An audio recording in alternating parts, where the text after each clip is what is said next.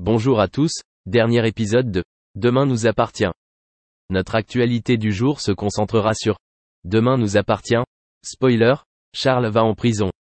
Vanessa a découvert que le corps de Georges était froid.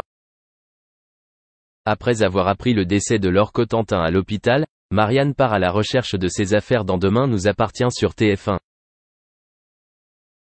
Durant la semaine du lundi 11 mars au vendredi 15 mars 2024, l'affaire liée au meurtre d'Aban et de l'infirmière va prendre une nouvelle tournure. Marianne, Luce Mouchel, et Nord, Saël de Figueiredo, trouvent de nouveaux indices pour faire avancer l'enquête autour du meurtre d'Alban, puis de l'attentat suivi de l'assassinat de Laure dans Demain nous appartient sur TF1.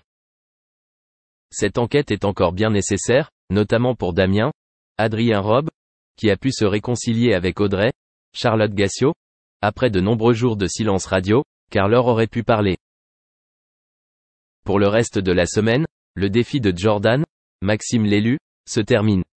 Cela signifie que les planètes sont alignées pour trouver les véritables coupables des récents crimes survenus à Sète.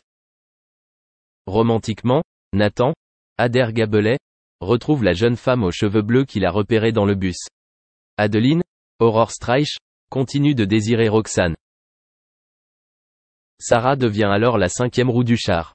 Charles est également surveillé de près cette semaine et Damien, grâce à Audrey, Charlotte Gassio, découvre la vérité sur lui.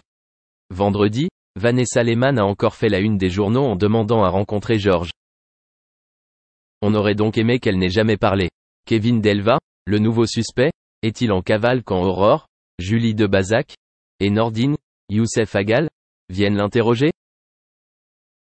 Cela est peu probable étant donné la réaction surprise du jeune homme lorsqu'il a appris que la policière l'arrêtait parce qu'il était soupçonné de double meurtre. Cette semaine, les premières tensions pourraient surgir entre Martin et Raphaël lorsque cette dernière surprend son compagnon au spoon en pleine discussion avec son ex-petite amie. Le pire, c'est qu'elle a posé sa main sur celle du père de Nordine. Merci d'avoir regardé et à la prochaine vidéo. N'oubliez pas de vous abonner à notre chaîne. En attendant, dites-nous ce que vous en pensez dans la section commentaires ci-dessous. C'est ça.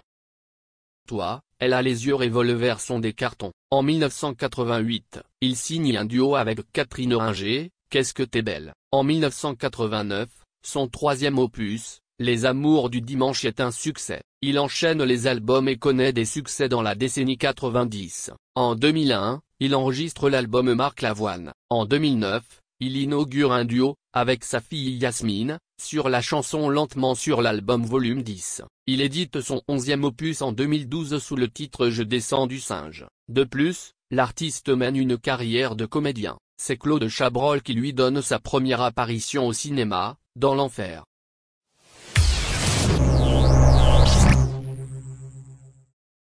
C'est une artiste que des millions de Français ont pu voir sur leurs petits écrans. Juliette Binoche, la star du 7e art est une grande actrice qui accède au rang d'icône pour toute une génération. Mais ce n'est pas tout, puisqu'elle possède une carrière artistique déjà bien remplie et florissante, mais l'actrice a aussi connu des moments extrêmement difficiles. En effet, elle a récemment évoqué le moment où elle a failli mourir lors d'un tournage. Le métier d'acteur et d'actrice se révèle parfois extrêmement dangereux. De nombreuses histoires existent concernant des accidents qui ont eu lieu sur des plateaux de tournage, que cela soit lié à des cascades, ou à des scènes qui nécessitent un certain scénario, ou des armes qui ne sont pas correctement vérifiées et sécurisées, de nombreux dangers existent. Ainsi, Juliette Binoche, au-delà de sa grande carrière, a récemment évoqué le moment où elle a failli mourir sur un plateau de tournage. Elle raconte également qu'elle n'aurait pas eu d'hésitation à faire des scènes extrêmement dangereuses pour son métier. Un métier qui la passionne énormément, mais qui a failli lui coûter la vie comme le raconte.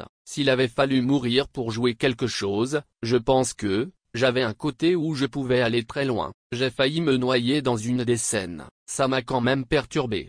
Ainsi, elle raconte également la chose suivante, j'ai choisi la vie à ce moment-là. J'étais au fond de l'eau et je n'arrivais pas à remonter. Il y a vraiment eu un éclat de oui qui était comme un contrat avec moi-même. Malgré ce terrible accident qui eut lieu sur un plateau de tournage, l'actrice Juliette Binoche semble ne pas regretter cet événement et les conséquences qui auraient pu en découler. En effet, elle précise qu'elle est extrêmement fière de sa prestation sur ce film,